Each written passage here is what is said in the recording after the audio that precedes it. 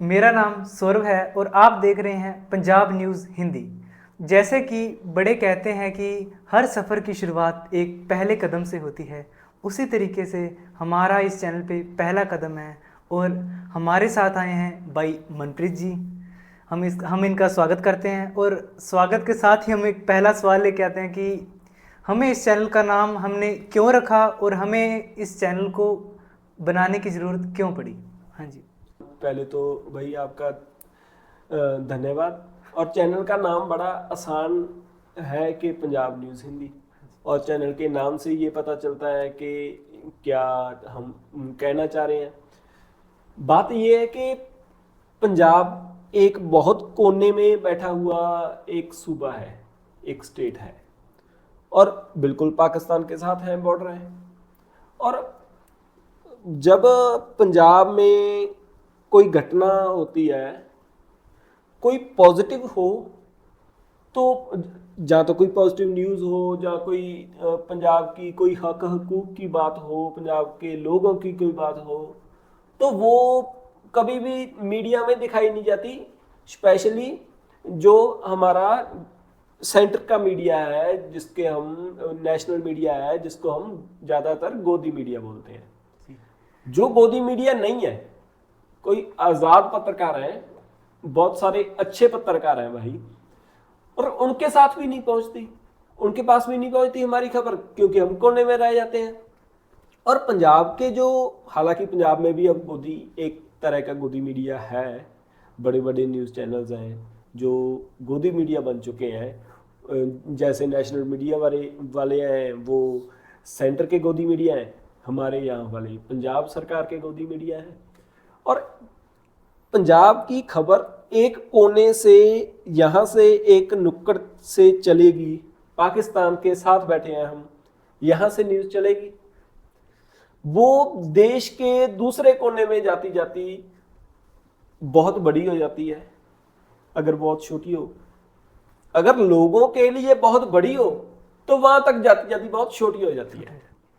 तो ये बात का पतंगड़ बनना, और यही बात भी बड़ी है कि पंजाब के जो लोगों की आवाज़ होती है, वो अगर नहीं पहुंच पाती, तो उसमें सबका ये भी हाथ होता है, सेंटर के गोदी मीडिया का और सरकारों का भी साथ होता है। कि जैसे छोटा सा, अब तो छोटा सा रह गया, पहले 47 में पाकिस्तान अलग हुआ, पंजाब उधर चला गया, उसके बाद हरियाणा निकला, उसके बाद हिमाचल निकला, जैसे निकलता निकलता गया, तो अब तो पंजाब बहुत छोटा हो गया। तो पंजाब के जो लोगों की आवाज़ है, वो इसलिए रह जाती है पीछे कि 13 सीटें हैं पंजाब में पार्लियामेंट की। वो सीटें जीतना सरकार के लिए कोई बड़ी बात है नहीं, क्योंकि जो जिस स्टेट्स में, जौन सी स्टेट्स में 80-80 सीटें हैं, ज़्यादा सीटें हैं, उस पर फोकस करते हैं वो। एक पंजाब को एक तरह से कभी कभी ये लगता है कि विलन दिखा के, पंजाब को एक विलन दिखा के, दूसरे लोगों की हमदर्दी लेके और उनसे वोट छीनने का काम करते हैं। और एक ये है कि पंजाब का जो, जैसे लगती है कोई जंग लगती है, ऐसे ऑपरेशन सिंदूर के समय हमने देखा कि पंजाब के ऊपर से चलती हैं पाकिस्तान की मिसाइलें भी और इंडिया की मिसाइलें भी। और जैसे गोदी मीडिया जब बोल रहा होता है कि हमारी सरकार ने, मोदी जी ने धो डाला, मोदी जी ने ठोक दिया, इतनी मिसाइलें ठोक दी, जब ये करें, पंजाब में भाई साहब रोटी नहीं पकती, लोग राम राम कर रहे होते हैं। तो ये पंजाब की एक अलग सिचुएशन है, अलग सिनेरियो है, जिसकी बात कभी भी सेंटर में नहीं होती, हिंदी में नहीं होती। पंजाब के न्यूज़ चैनल्स करते हैं, और उनकी लैंग्वेज बैरियर के होने की वजह से हमारे पंजाबी, हालांकि सारी दुनिया में फैले हुए हैं, ऐसा कोई मुझे लगता है कोई देश ही नहीं होगा जहाँ पे पंजाबी नहीं गए। तो और मगर देश में हमारे में पंजाबी लैंग्वेज कम लोगों की बोलने की वजह से हमारी पंजाब की आवाज़ रह जाती है, और हम चाहते हैं कि ये हिंदी में जाए लोगों के बीच में, और हम पंजाब के लोगों के बीच में और पूरे देश के और लोगों के बीच में एक पुल का काम करें, पंजाब के लोगों की बात पूरे देश तक पहुंचाएं। ये हमारा चैनल खोलने का मनोरथ है, तभी इसका नाम रखा गया है पंजाब न्यूज़ हिंदी। हाँ जी, तो बहुत बहुत धन्यवाद दर्शकों को ये बताने के लिए कि हमने ये नाम क्यों रखा है और किस लिए रखा है। तो हम पंजाब की ही बात कर रहे हैं, तो हम अगला सवाल पूछते हैं कि जैसे कि हम सभी ने फिल्म देखी होगी उड़ता पंजाब, उसी तरीके से जगह जगह हम खबरें देखते हैं कि वहाँ किसी को गोली मार दी, किसी सरपंच को गोली मार दी। और इसी बात पे हम जैसे कि ड्रग्स किसी जगह पकड़े जाते हैं, कहीं नशा इतना चल रहा है, उसी तरीके से हम सवाल पूछना चाहते हैं कि ये पंजाब में loss and orders and drugs के बारे में आप क्या कहना चाहोगे? ये एक तो बात ये रह गई कि अब तो पहले बोलते थे कि पंजाब में ये बात है कि नशा ज़्यादा है। अब आप जाएंगे भाई दिल्ली चले जाओ, हरियाणा हमारे साथ है, हरियाणा में चले जाओ आप देश में कहीं भी चले जाओ, नशे की दिक्कत है।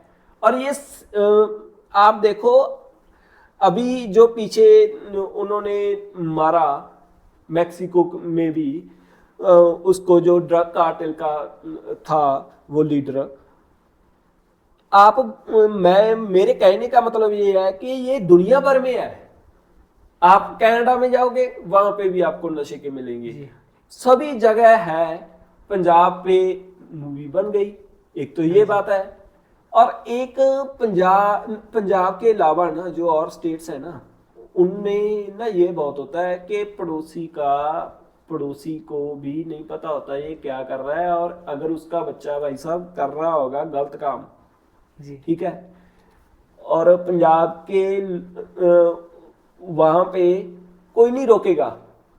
पंजाब में अपना कोई चाचा हो, अपना कोई ताया हो, ताऊ हो, और कोई भी हो, वो उसको बच्चे को अपना बच्चा मानता है। पंजाब का तो है ना सरबत दा भला, सरबत का भला, वो सभी का भला सोचने वाले लोग तो वो ये करते हैं कि हम इसको बच्चे को सुधारें। और जब कोई प्रॉब्लम आती है तो लोग इकट्ठे होके इसका सलूशन मांगते हैं सरकारों से। ठीक है, नशा बिल्कुल बंद नहीं हो सकता, मगर कम तो किया जा सकता है। मगर उसका ये तो किया जा सकता है कि जगह जगह डिलीवरी ना हो।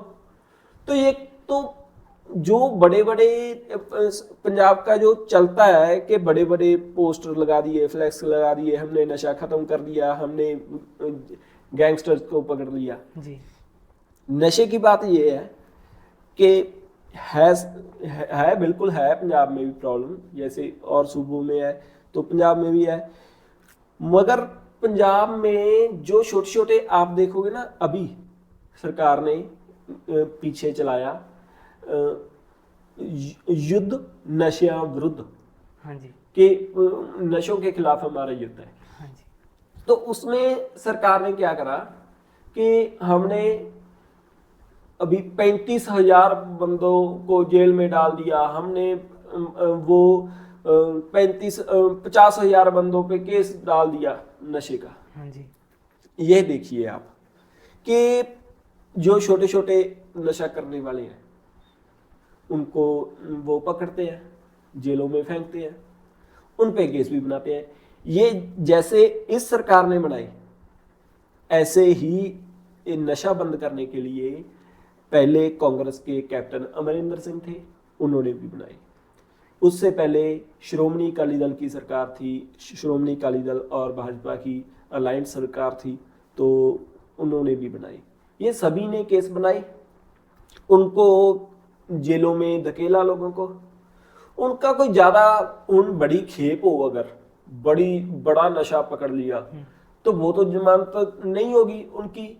और इनकी तीसरे दिन बेल इसलिए हो जाती है कि वो बहुत कम क्वांटिटी में होता है, तो वो कमर्शियल में तो आता नहीं। उससे ये कोर्ट बोलती है कि ये कोई आगे तो बेचने वाला था नहीं कि इससे इतना पकड़ा, इससे इतना पकड़ा था और वो अपने लिए होगा, ये तो खुद मरीज है। जी पेशेंट है ये तो, और वो उनकी बेल हो जाती है। सरकारें ये बोलती है कि हमने जी ये बहुत बड़ा काम कर लिया, ये सरकार भी बोल रही है। तो अगर कोई बड़े जो ड्रग कार्टेल है उनको पकड़ा जाए तो नशे की प्रॉब्लम सॉल्व होगी। पाकिस्तान अब तो, पहले तो पाकिस्तान का ये बोला जाता था कि पाकिस्तान की तरफ से बॉर्डर को पार करके वहाँ से ड्रोन्स आते हैं, ड्रोन्स पे नशा होता है, और ये ठीक है, आते हैं, अब भी आते हैं, जी मगर अब तो दिल्ली से भी आ रहा है। अभी तो पंजाब में कितनी जगह फैक्ट्रीज बनी होंगी। जो भगवंत मान, जो हमारे माननीय सीएम है, जी वो बोलते थे पहले, सीएम बनने से पहले, कि हम पंजाब की जो ये है कि इनका नशा है, नशे की प्रॉब्लम है, वो तो पंजाब में ही फैक्ट्रीज लगी हुई हैं, ये बोलते थे वो। जी और अभी उनको फैक्ट्रीज दिखनी बंद होगी। कुर्सी बहुत ऊंची होती है ना, सत्ता वाली कुर्सी बहुत ऊंची होती है, फिर नीचे दिख नहीं पाता बंदे को। नीचे फिर बंदा तो नीचे वो घर भी चींटी जैसा दिखता है। वो हो गया मेरे को लगता है। तो नशे की प्रॉब्लम को लेके सरकार, जो भी बड़े मगरमच्छ हैं, जो भी होता है, वो नहीं कर रहे, और मरीज लोगों को पकड़ पकड़ के जेलों में डाल रहे हैं। ये तो होगी नशे की बात। इसके साथ ही मैं जोड़ देता हूँ बात, Point जो add कर आपने लीजिए। Laws and orders Order। की बात हाँ की। जी पंजाब में पहले तो जो चला गैंग वॉर का टाइम, जी वो कोई भी पार्टी नहीं है अब जो सत्ता में रही और उसने गैंगस्टर के सिर पे हाथ नहीं रखा। इवन के अब वाली सरकार में जो भी गैंगस्टर्स बने, उनको सत्ता ने, सरकारों ने, उनके लीडर्स ने, सभी पार्टियों के, उन्होंने वो उनको अपने उनके सिर पे हाथ रखा जी और वो गैंगस्टर बने, उनको सपोर्ट की। उसके बदले में अपने इलेक्शंस के समय जनता को डराना, जनता को धमकाना, वो वाला बात की। और कोई बूथ हाईजैक करना हो तो वो वाली बात की। ऐसे उन्होंने यूज किया जी और बनते बनते बड़े गैंगस्टर बन गए। और दूसरी बात ये रही कि बहुत से, मान लीजिए आप, एक लड़का है, उसने वो गलती कर दी कोई, उसका लड़ाई झगड़ा हो गया, आम ही कॉलेजों में होते रहते हैं। ये तो हाँ, उसका झगड़ा हो गया, सरकार ने उसको फेंका जेल में। और उसके बाद कोई भी चोरी हो गई, वो भी उसी पे डाल दिया। कोई और केस हो गया, वो भी उसी पे डाल दिया। बंदा घर पे बैठा हो या जेल में बैठा हो और उस पे पर्चा डाल दो और डाल दो। ऐसे डाल डाल के उनको, जब 10-12 केस बंदे पे हो गए, उसकी जिंदगी खराब है, तो वो फिर इसी तरफ आ गया। दूसरा, पंजाब की जो जेलें हैं, जी ये अब क्राइम की यूनिवर्सिटी है। आप अच्छे भले बंदे को वहां पे भेज दो, वो क्राइम की डिग्री करके आएगा, भाई साहब, पीएचडी करके आएगा। वो अंदर बैठे हुए हैं जो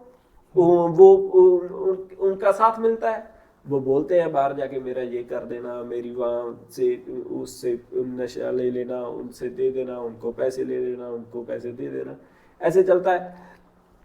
और उसके बाद ये भी है कि जितना भी ये गैंगस्टर वाला चलता है काम, वो अब उनके हौसले बरकरार है।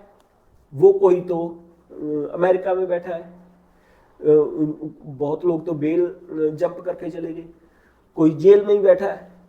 तो और उनको सरकारें प्रोटेक्ट भी करती है।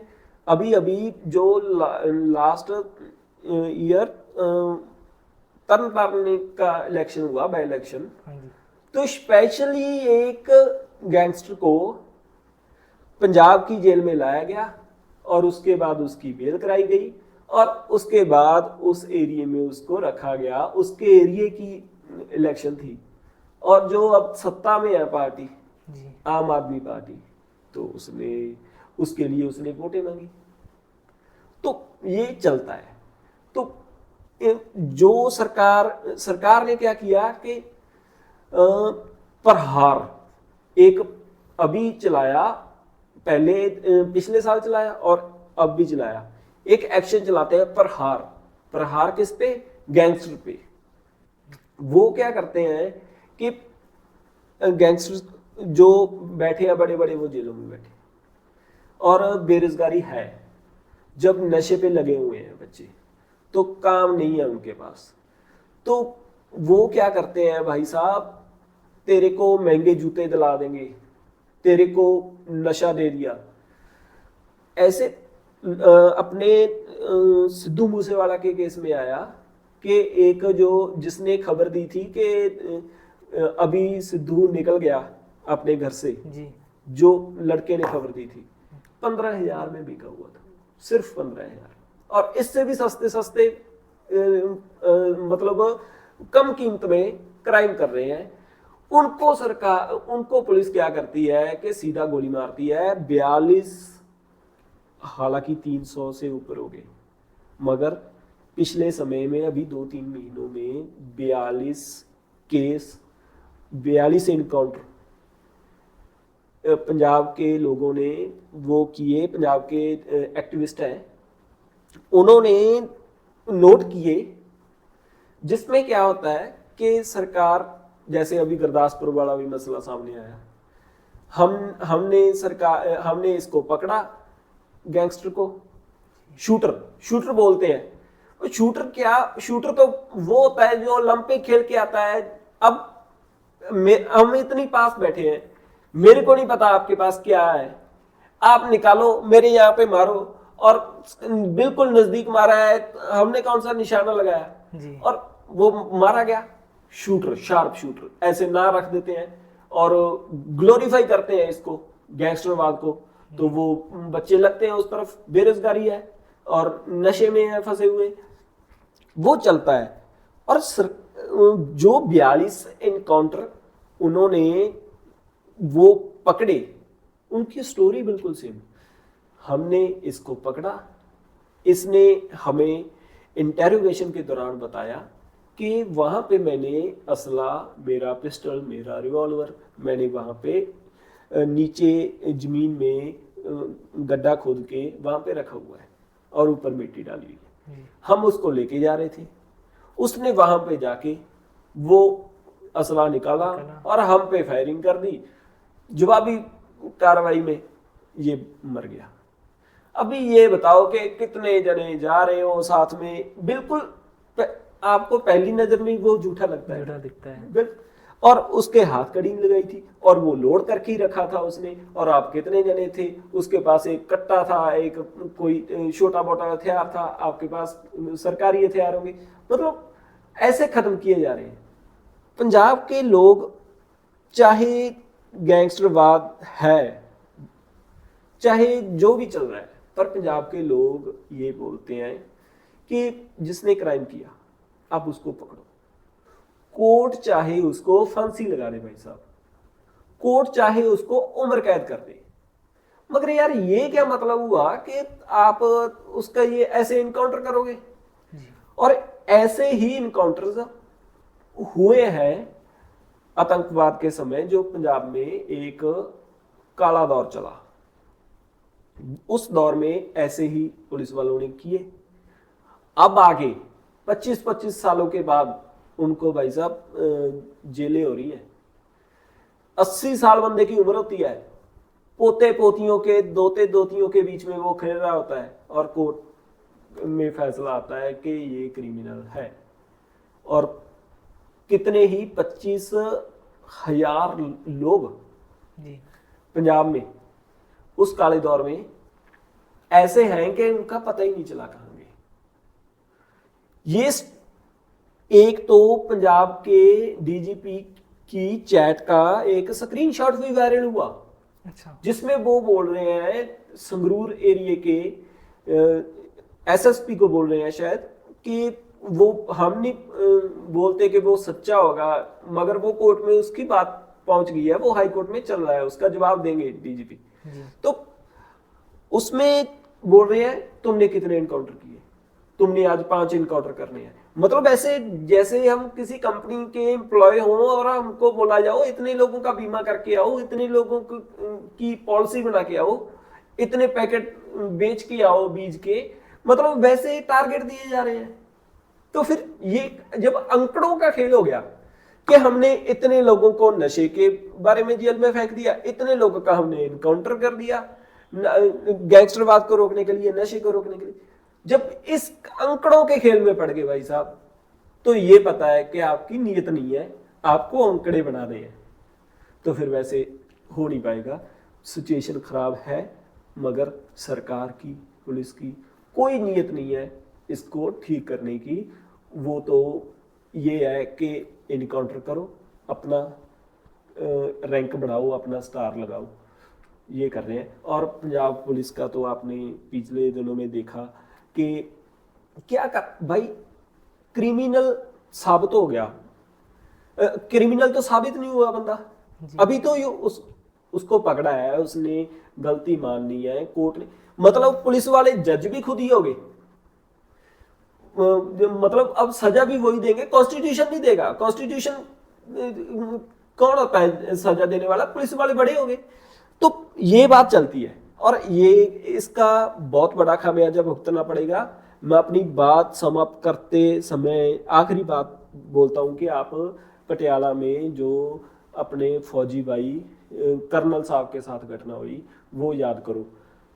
एक बंदे का फेक एनकाउंटर करके आ रहे हैं पुलिस वाले, नशे में है, शराब पी हुई है, अपने बेटे के साथ खाना खाने के लिए होटल पे गए कर्नल साहब, रेस्टोरेंट पे, और वहाँ पे जाके वो पार्किंग का उनकी गाड़ी आगे लगी हुई थी, कर्नल साहब ने हॉर्न मार दिया और बोला कि गाड़ी साइड पे कर दो। तो वो बाहर निकले, कर्नल को पीटा, उसके बेटे को पीटा, और उसने बोला कि यार भाई मैं भी फौजी बंदा हूँ, तो उसने दिखाया कार्ड अपना, उसका कार्ड छीन के बोले कि तेरी तो मैं अभी निकालता हूँ, तेरी जो वर्दी है, तो हम नहीं जानते किसी को। कर्नल को पीटा भाई साहब उन्होंने, और बोला एक मार के आया हूं और ये ना हो कि एक और मारना पड़ जाए, दूसरा नंबर तेरा होगा, ऐसी बातें बोली। और उन लोगों को, ऐसे पुलिस वालों को सरकार ने बाहर नहीं निकाला, उसको प्रोटेक्ट किया, उनको बचाया, अभी बचाए हुए हैं। तो वो फैमिली लड़ रही है हाई कोर्ट में, लड़ रही है वो फैमिली अपना केस, मगर एक बार ना सुप्रीम कोर्ट ने, एक हाई कोर्ट ने दिया था, एक उन्होंने एक डायलॉग दिया था कि जो पुलिस है वो वर्दीधारी गुंडों का गिरोह है, मतलब सबसे बड़े गैंगस्टर पुलिस वाले हैं इस समय।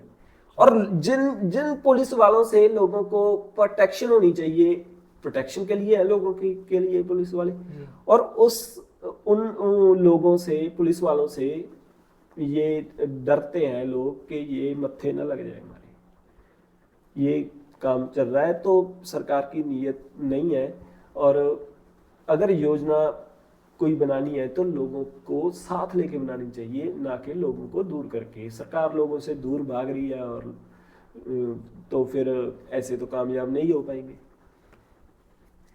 बहुत बहुत धन्यवाद इस सवाल का हमारे कितने अच्छी तरीके से जवाब देने के लिए। और जैसे कि हम देखते हैं कि आजकल बीमारियां इतनी बढ़ रही है और हर किसी को अस्पताल जाना पड़ता है कि इतनी बड़ी बड़ी बीमारियां आ चुकी है आजकल। तो फिर आप इस चीज़ को, पंजाब में हेल्थ को किस तरीके से देखते हैं?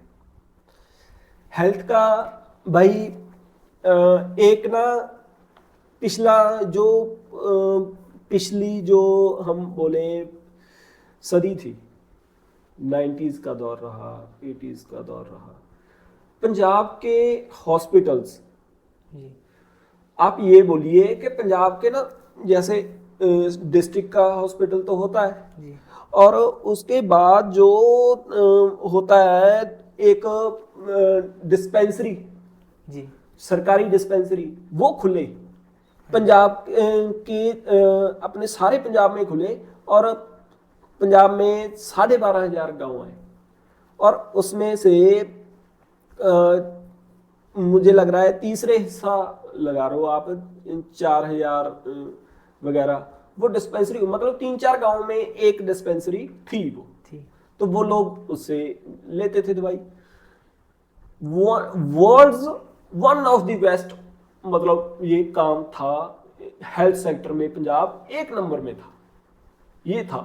जी मगर जब से प्राइवेट हॉस्पिटल्स का चलन ज़्यादा बढ़ा, तब से ना अब सरकारें क्या करती हैं कि ठीक है, वो उसमें ना तो कोई डॉक्टर भर्ती किए, ना कोई नर्स भर्ती किए, पिछले वाले रिटायर होते चले गए, नए भर्ती नहीं किए, तो ना उनकी तरफ ध्यान दिया, ना उसको कोई इंस्ट्रूमेंट्स दिए, ना उनको, सिर्फ विटामिन की और बुखार की दवाई देते हैं उसमें बस।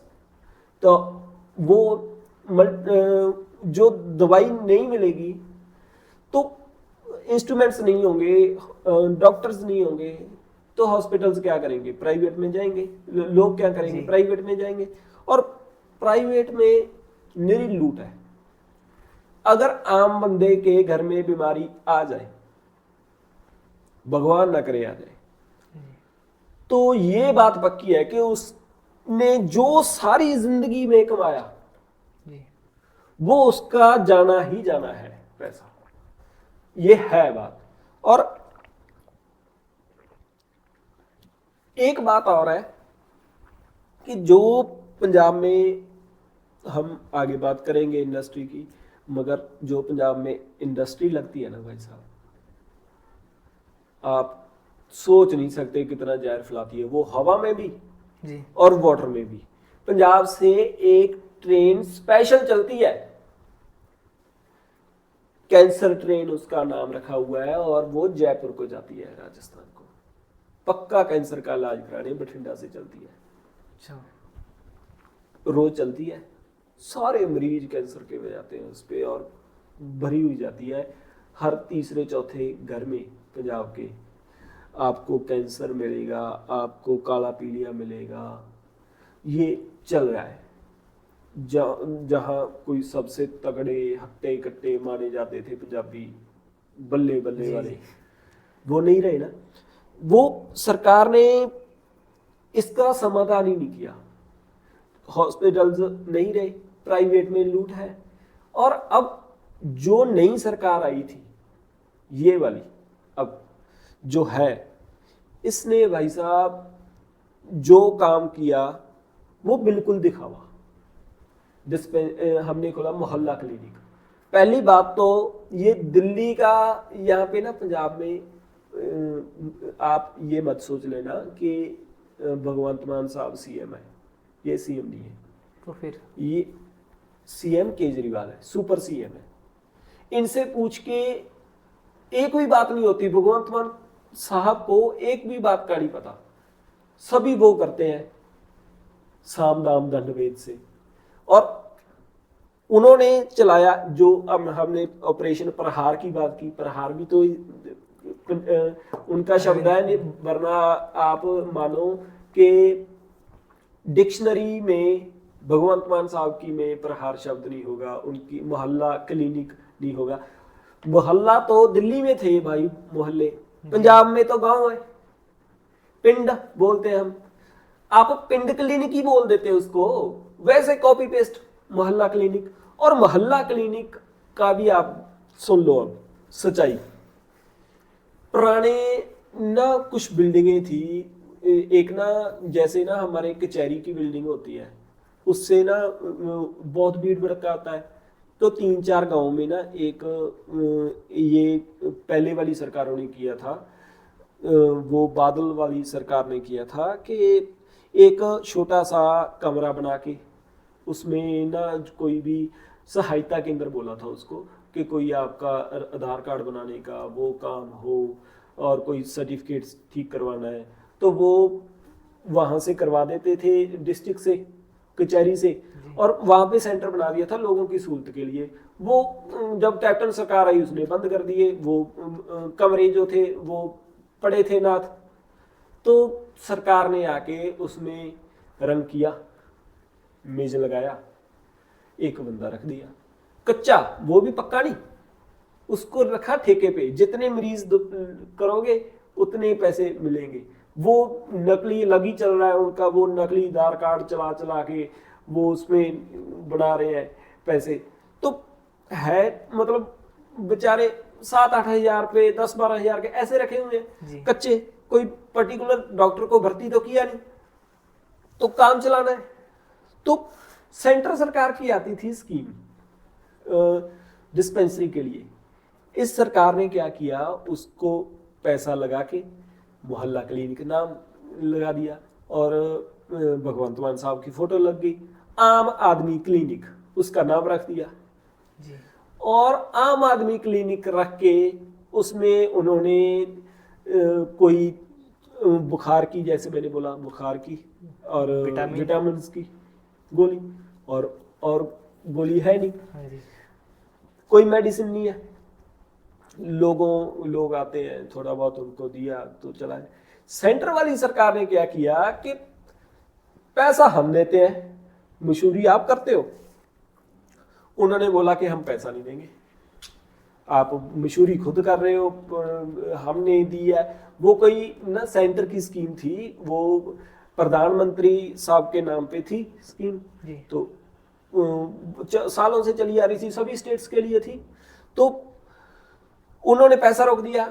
इन्होंने फिर अपने आम आदमी क्लिनिक से वो जो रंग किया हुआ था, वो जो बोर्ड लगाया हुआ था भगवंत मान साहब की फोटो वाला, आम आदमी क्लिनिक वाला, वो उतार के रख दिया और बोले कि नहीं जी आरोग्य केंद्र, हाँ उसका रखा हुआ था आरोग्य केंद्र, और हम तो इसी को आरोग्य केंद्र ही चलाएंगे जी, आप हमें पैसे दे दो। उन्होंने पैसे दे दिए। जब पैसे दे दिए तो अपनी मशहूरी करने की जिद इतनी है इनके कि वहां पे लिखा हुआ है आरोग्य केंद्र, वो सेंटर वाली स्कीम वाला जो है नाम वो रखा हुआ है डिस्पेंसरी का जी।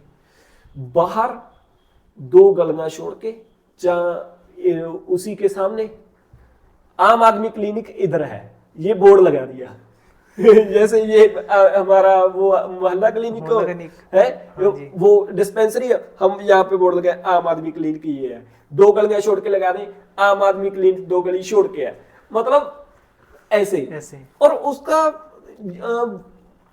जो आपने पैसा लगाया, मशहूरी में लगाया यार, उतने में आप वो दे दो, दवाई दे दो, लोग खुद कहेंगे अगर ग्राउंड पे होगा। फिर अभी सेहत बीमा योजना चला दी, 10 लाख का कार्ड, वो कुछ लोगों को उसका लाभ होगा, ये नहीं है कि नहीं होगा, मगर उसमें बहुत बड़ा झोला है। सरकार साफ ही नहीं कर पाई, अब तक नहीं साफ कर पाई कि हम वो किसका बनेगा किसका नहीं बनेगा। वो उसका क्या है कि पहले जो आयुष्मान कार्ड है, पहले उसका पैसा पूरा होगा, उसका 5 लाख अगर पूरा हो गया 5 लाख, तो इसमें तो फिर इससे यूज कर सकते हो, ऐसे है। तो और इसमें 2300 बीमारियां हैं, 2300, 2300 बीमारीज है। अगर वो बीमारियां आपको सारी लगती है तो 10 लाख रुपए मिलेंगे, पैसे बांटे हुए हैं। जैसे आपका कोई गोड्डे का ऑपरेशन है, घुटने का, तो आपको 10,000 मिलेगा। अगर आपका कोई रीढ़ की हड्डी का है तो आपको 60,000 मिलेगा, ज़्यादा से ज़्यादा 60-70 का है। तो बना दिया उसको इतना बड़ा, 10 लाख मिलेगा।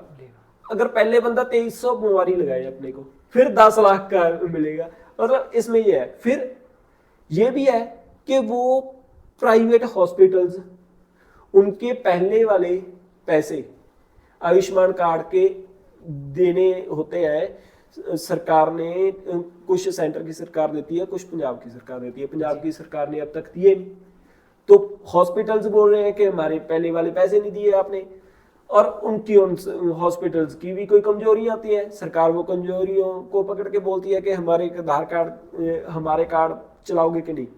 धक्के से उन हॉस्पिटल्स को बीच में ऐड कर लिया। अब हॉस्पिटल्स क्या करते हैं, के बिल बड़े बड़े बना लेते हैं, सरकार को भेज देंगे, और मरीज का वैसा चाहे कम ही लगे, मरीज ने भी नहीं मरीज ने भी नहीं देखना, क्यों, कौन सा अपना पैसा लग रहा है, तो वो लग गया। अगर जितना पैसा वहां पे सरकार लगा रही है, हाँ जी, पंजाब में इंफ्रास्ट्रक्चर जो मैंने आपको बोला पहले पढ़ा हुआ है, डिस्पेंसरीज पड़ी हुई है, हॉस्पिटल्स पड़े हुए हैं, हाँ जी, हाँ, अगर उसमें पक्के डॉक्टर रख दिए जाए, पक्के डॉक्टर रखें, और उसके बाद मेडिसिन उनको इंफ्रास्ट्रक्चर दें, फिर चाहे फ्री का इलाज ना भी हो, थोड़ा पैसे ले भी ले, हालांकि सेहत रोटी कपड़ा और मकान जैसी ही बात है, सेहत के सरकार को करना चाहिए फ्री में, मगर अगर कोई ले भी लेगा यार थोड़े पैसे, जैसे ये बोले कि महंगे हॉस्पिटल्स में जाने की बजाय अगर लोग थोड़े बहुत पैसे दे भी देंगे तो वो ठीक रहेगा ना। ठीक रहेगा। सरकार अगर हम जैसे हमने दोनों ने अगर फ्री के लेके आना है तो कुछ नहीं जाएगा उसमें, अगर हमने 100 रुपए दे दिया दोनों ने तो सरकार के पास 200 चला गया। तो वैसे थोड़ा थोड़ा वो चाहे ले भी ले, मगर सरकारी इंफ्रास्ट्रक्चर जो 2022 से पहले इस सरकार ने बोला था वो नहीं किया, पहले वालियों ने नहीं किया था, इसलिए ये सरकार आई थी। और अभी बहुत सालों से सेहत का, हेल्थ का बहुत बड़ा इशू है पंजाब में, जो जिसकी सुनवाई ना बिल्कुल भी नहीं हो रही। अगर होती ना, इसमें थोड़ी सी भी होती, जैसे सरकार ने सेहत बीमा योजना दी, आम आदमी क्लिनिक बनाया, उसमें अगर थोड़ी सी भी लोगों को हेल्प होती ना तो मैं आपको बोलता, मगर माफ करना, इसमें सिवाय मतलब एक बड़े बड़े बोर्ड लगाने, बड़ी बड़ी न्यूज़ेस लगानी, उतना तो यार स्कीम में पैसा नहीं लगता जितना एड पे लग जाता है। तो आप शोशेबाजी करोगे तो इससे होगा नहीं ना, कुछ नहीं होगा, ग्राउंड पे नहीं वर्क दिखेगा। कि जैसे कि आपने बात की लॉज एंड ऑर्डर की और हेल्थ की, और मेरे को लगता है इसी बीच में एक एजुकेशन भी एक बहुत इंपॉर्टेंट पॉइंट है इन सभी के बीच में, कि जिसकी हमें बात करनी चाहिए। और आप कुछ पंजाब के एजुकेशन के बारे में बात बताना चाहोगे? हाँ, एजुकेशन के बारे में भाई सौरभ, वही हाल है। देखिए, Punjabi university, Punjab university, Guru Nanak Dev university, बहुत बड़ी बड़ी यूनिवर्सिटीज पंजाब में है, खालसा कॉलेज रहा, बहुत बड़े बड़े अच्छे अदारे हैं, मगर जो सरकारी यूनिवर्सिटीज है, सरकारी कॉलेजेस है, अगर मैं आपको ये कहूं कि 95-96 के बाद पंजाब में प्रोफेसरों की भर्ती नहीं हुई, आपको कैसे लगेगा सरकारी प्रोफेसरों की भर्ती? हाँ? कच्चे रख लिए जाते हैं, वो सेमेस्टर खत्म होता है उनको निकाल दिया जाता है, फिर दोबारा से रखा जाता है। मतलब यार मेरे को ये नहीं बात समझ आती कि बच्चे ना तो इस धरती पे जब तक जिंदा है लोग, ना तो लोगों को बीमार होना हटना है लोगों ने, और ना ही उनका इलाज बंद होना है, ना ही लोगों के घर पे बच्चे पैदा होने बंद होने हैं, और ना ही उनको पढ़ना बंद होना है। तो ये तो कोई, देखिए कच्चा तो ठेके पे रखने का तो वो होता है कि हमने ये बिल्डिंग बनानी थी, ये साल में बननी थी, 6 महीने में बननी थी, इसका ठेका दिया, मिस्त्री ने बनाई, लकड़ी वाले ने लकड़ी लगाई, प्लम्बर ने प्लम्बर का काम किया, उनको ठेका दिया था, वो बना के चले गए, है ना, ठेका तो ये था यार। जब पता है कि जब तक धरती पे इंसान रहेगा अब ये काम होगा, ना तो बच्चों ने पढ़ना बंद करना है और ना लोगों को इलाज मिलना बंद होना है, तो फिर उसकी तो पक्की होनी चाहिए ना कम से कम गारंटी जी। और एजुकेशन का यही बात है कि जो अब तो हमारे जो लवली यूनिवर्सिटी वाले हैं जी, उनका वो भी लोकसभा के मेंबर है जी।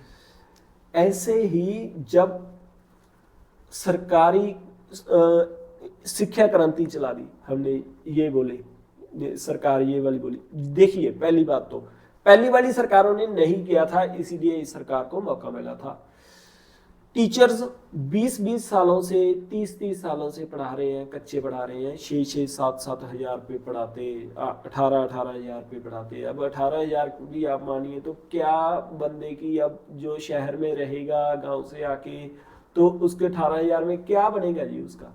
6 हजार का तो बिल्कुल ही धक्का है, चाहे वो घर पे ही रहे तो भी नहीं पूरा पड़ता। तो प्राइवेट यूनिवर्सिटियों को ज़्यादा से ज़्यादा सपोर्ट किया गया। सरकारी यूनिवर्सिटियाँ, सरकारी कॉलेजेस, सरकारी स्कूल ख़त्म किया गया। और ये ना एक बात बोलते हैं कि सरकारी स्कूल वाले मास्टर ही पढ़ाते नहीं।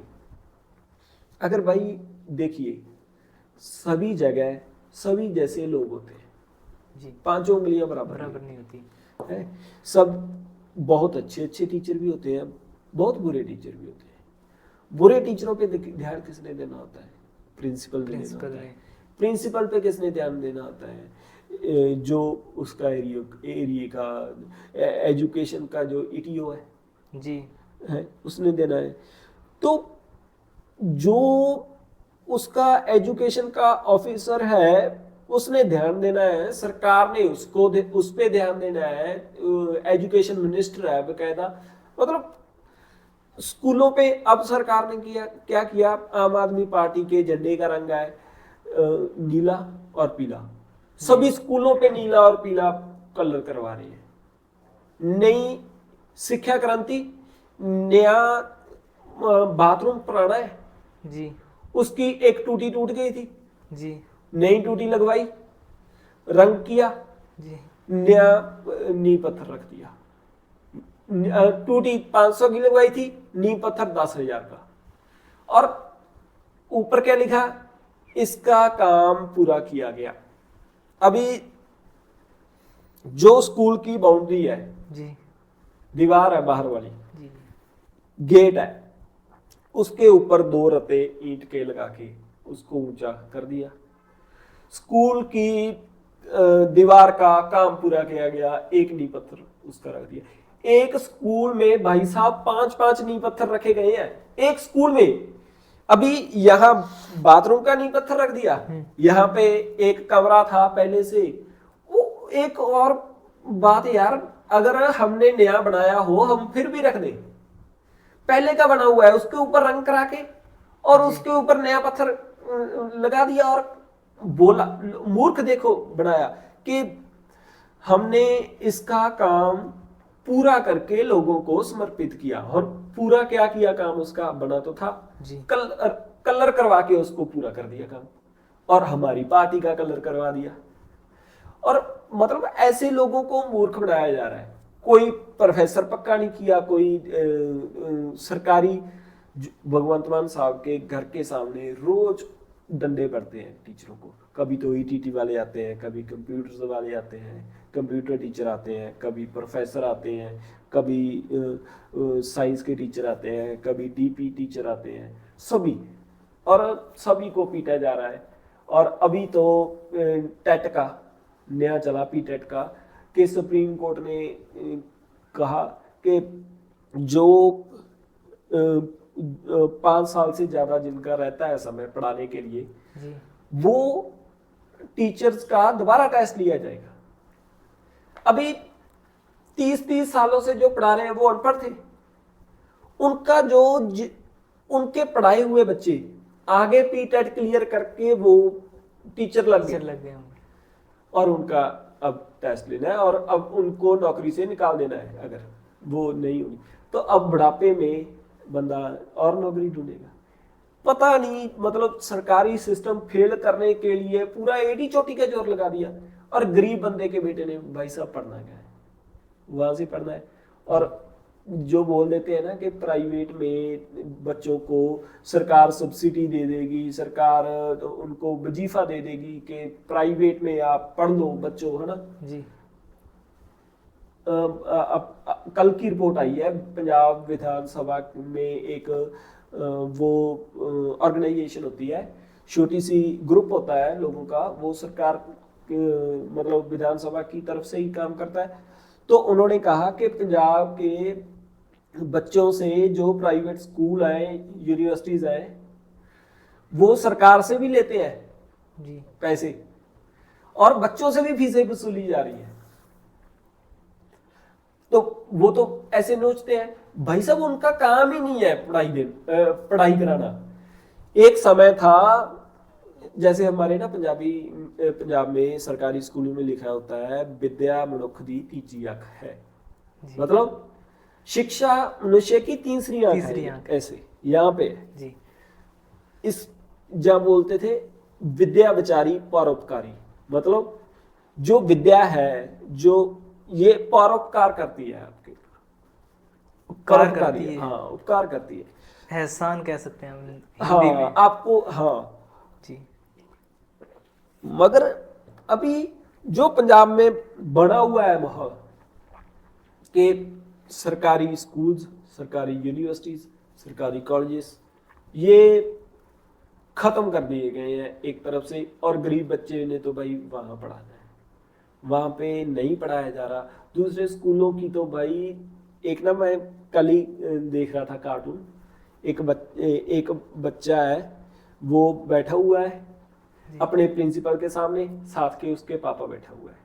प्रिंसिपल मैडम बोल रही है, एक कार्टून छपा था, प्रिंसिपल मैडम बोल रही है वर्दी आपको स्कूल से ही मिलेगी, किताबें आपको स्कूल से ही मिलेगी, बैग आपको स्कूल से ही मिलेगा, टिफिन भी आपको स्कूल से ही मिलेगा।